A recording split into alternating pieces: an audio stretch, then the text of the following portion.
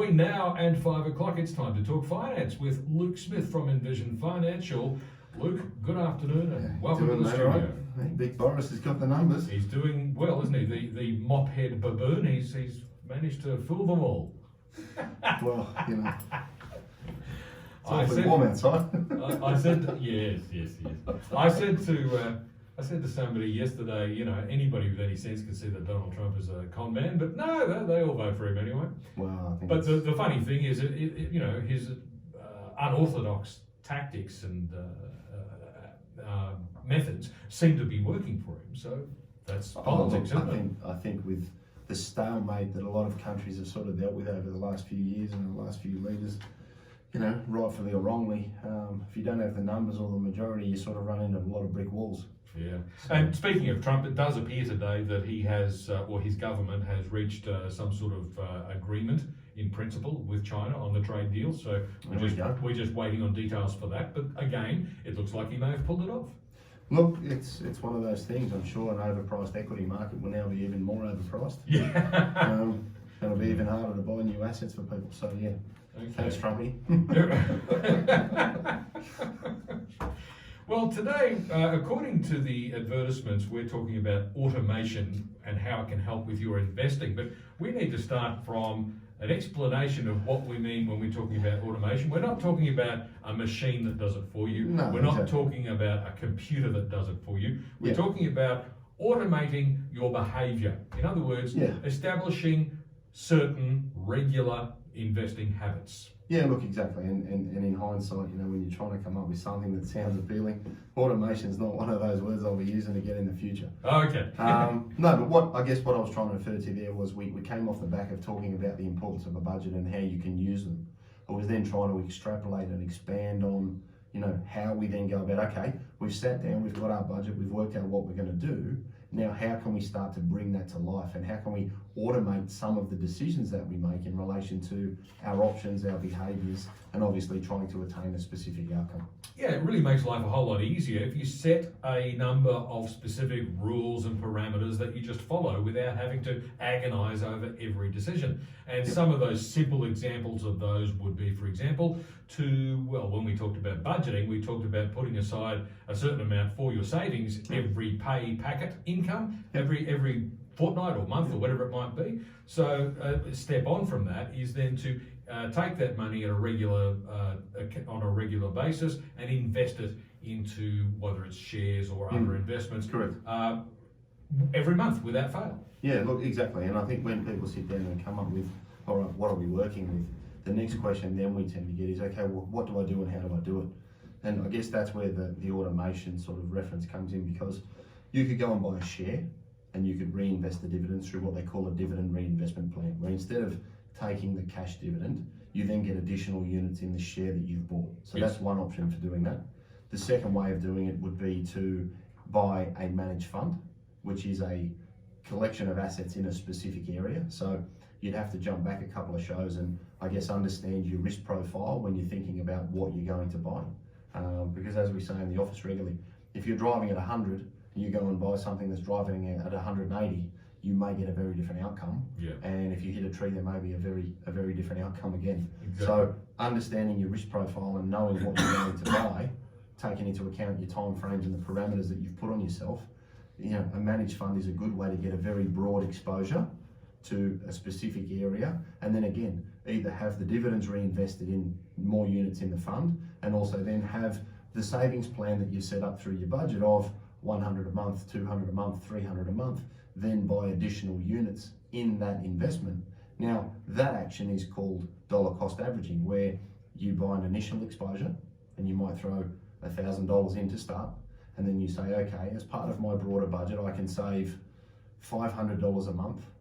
200 a month might go into that specific investment, and then you may then diversify into other areas or save into cash or do whatever you need to do to achieve your goals. But being able to buy on regular intervals without thinking about it helps you to try and limit positive and negative changes in the market, so that you're, as the name says, averaging in or dollar cost averaging into the investment over time, because trying to pick the bottom, the top and anywhere else for smaller regular payments really doesn't represent a lot of value. It's then again, as we've said, in the behaviour and the consistency of that behaviour that lets you average into something over the longer term. So dollar cost averaging is simply that thing where you put in a certain amount every month, or it could be any time period, but let's say month for sake of argument. It's the same amount of dollars every month, regardless of what the price of the investment might be. Say it's a share. The share price might be $3 this month. It might be $3.30 the next month. It might be $2.70 the month after that. But on average, you're paying about $3. Look, exactly right. And I think in times of fully priced markets, it's a dollar cost averaging is a good strategy to be able to maintain a partial exposure. And what I mean by that is, you may be reluctant to go out and throw all of your money in the US market at the moment, given it's trading at record highs, but you also don't want to miss out on it continuing to trade at, amazing levels, whether they're justified or not. So, for example, you might say, I've got $20,000 to buy a specific investment in that sector.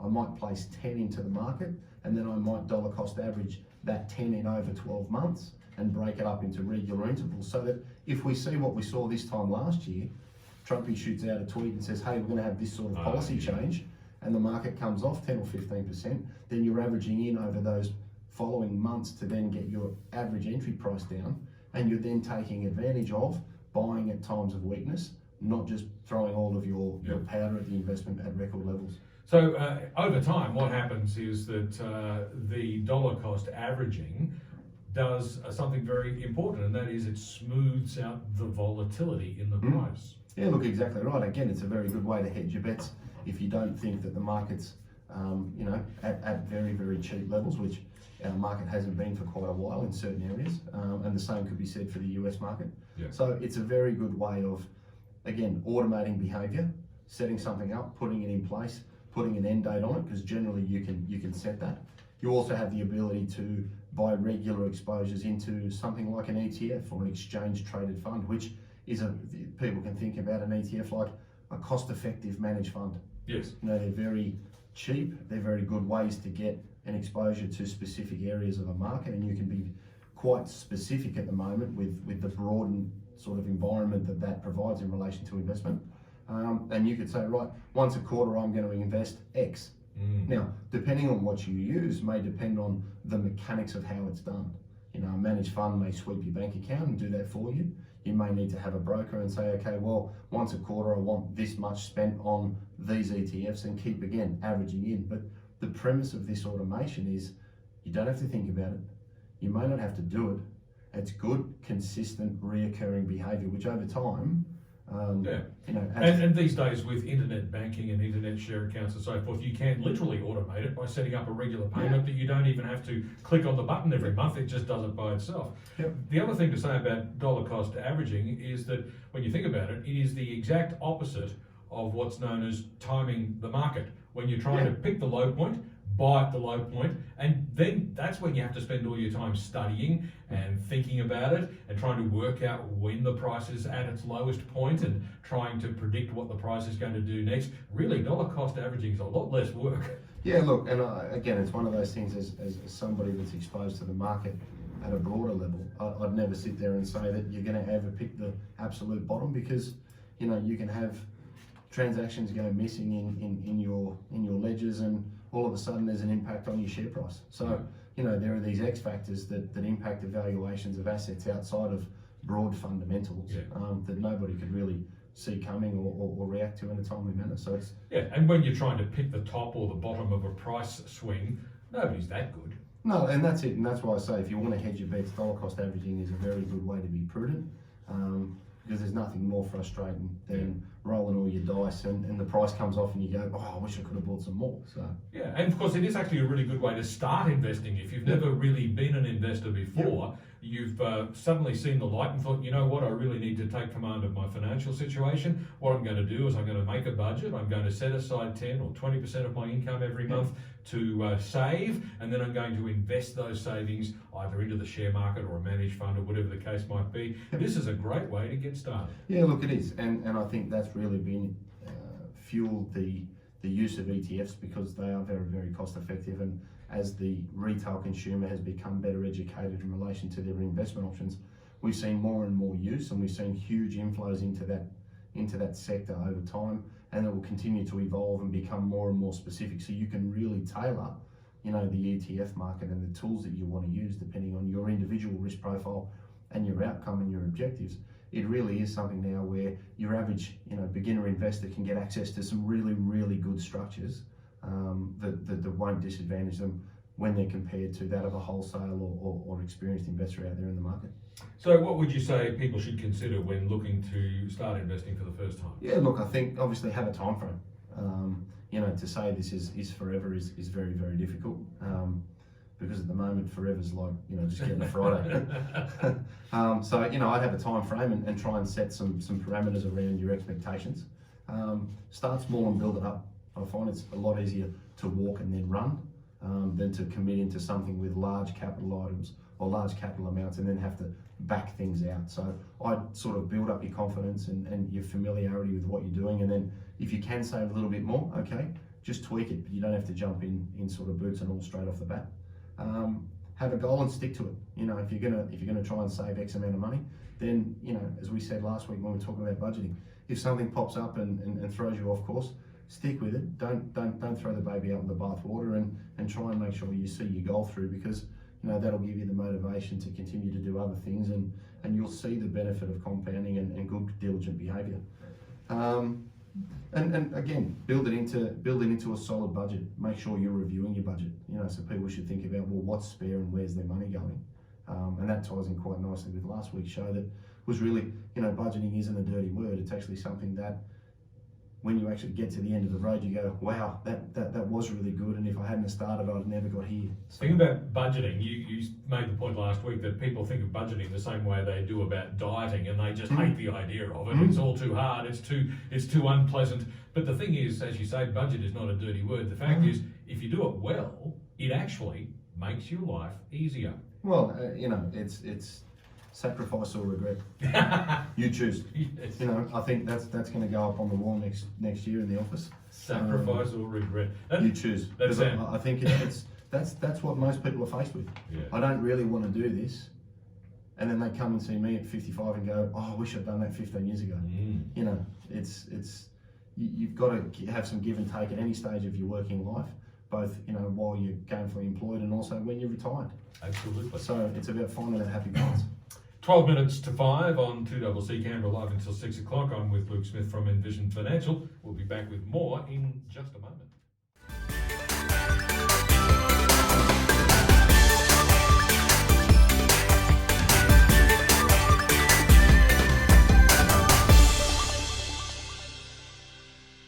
It's about 9 to 5, news coming up at 5 o'clock, and I'm joined in the studio for this half hour by Luke Smith from Envision Financial. We're talking about automating your investing behaviour. We don't necessarily mean setting up a machine to do it for you. We're talking about establishing regular investing habits. So, what are some strategy options that people should consider? Yeah, look, I think having a fixed amount of net income is good. 10 or 20% of net income is a good starting point, and then committing it to the transaction that you're going to repeat over and over.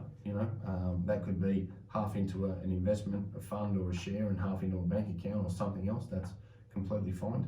I think people should review their budget regularly, because it's going to take some time. A bit like going to the gym for the first time. You're not sure what you're going to lift where in what exercise, and it takes a bit of time and a few sessions to sort of get used to what you can lift. Yeah, what muscle am I going to strain today? Yeah, correct. I think so. Reviewing what you're doing and keeping an eye on it's very important.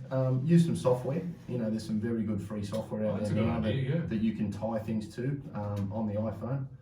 There's Money Soft and there's Money Brilliant, and there's some of these others that will help you track your budget and where you're putting things into different investments. There's also other things out there that will round up transactions and throw it into an investment option. So if you do go grocery shopping and spend $19.90, it'll roll it up to 20 and then spit it into the investment of your choice. So things are starting to get pretty funky and pretty sort of selective out there at the moment. So it's an evolving market in relation to technology.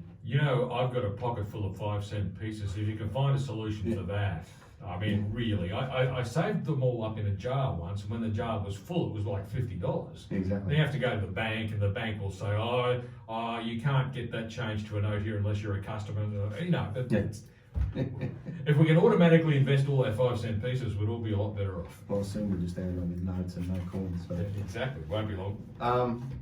Diversify your assets. Obviously, understand your investment strategy and understand your asset allocation. What I mean by that is understand what you're buying and its risk profile so that you know that it's right for you, and review it. Because strategically, you may become more and more comfortable with different levels of risk, and you could then amend future investments in line with your changing attitude. So I think that's really important.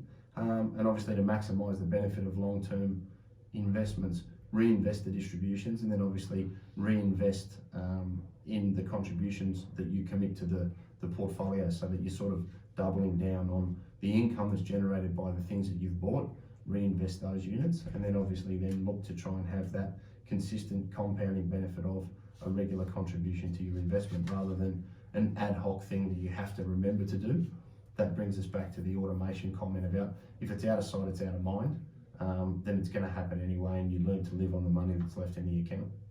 And that's the way to do it. And of course, if you can automate as much of that behaviour as possible, there's less for you to worry about, less fretting, less decision making to keep you awake at night, and set and forget is I guess the operative phrase there, isn't it? Yeah, and if the market comes off and you forget to buy something, you don't have to beat yourself up, because it's taking advantage of positive and negative movements.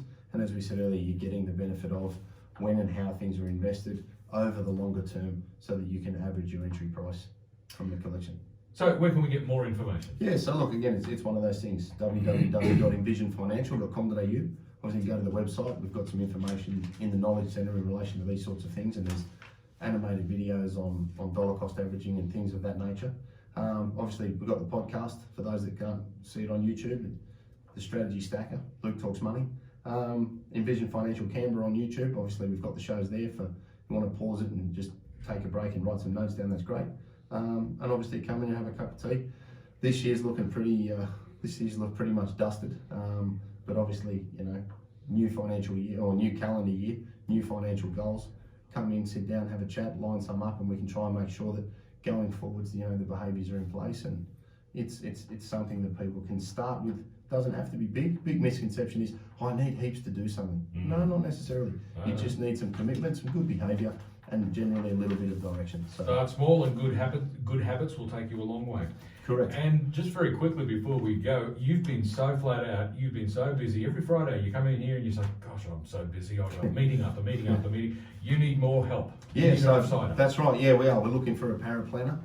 So if there's paraplanners out there that are looking for a change, something fresh, and has some experience using the relevant softwares that are in the industry at the moment, you want to come and have a chat and a cup of coffee over an opportunity, we'd love to see what's out there and have somebody join the team and help the girls, and you know, just keep things moving in the right direction for everybody. So that'd be awesome. Fantastic. Luke, thanks very much. I will not be here next Friday, so Merry Christmas. Merry Christmas. And you'll be back next Friday though, yes. So you'll be here to hand out some more good advice next Friday afternoon, even though you'll have to do it without me. But that's correct. With a tear in my eye. Thanks very much.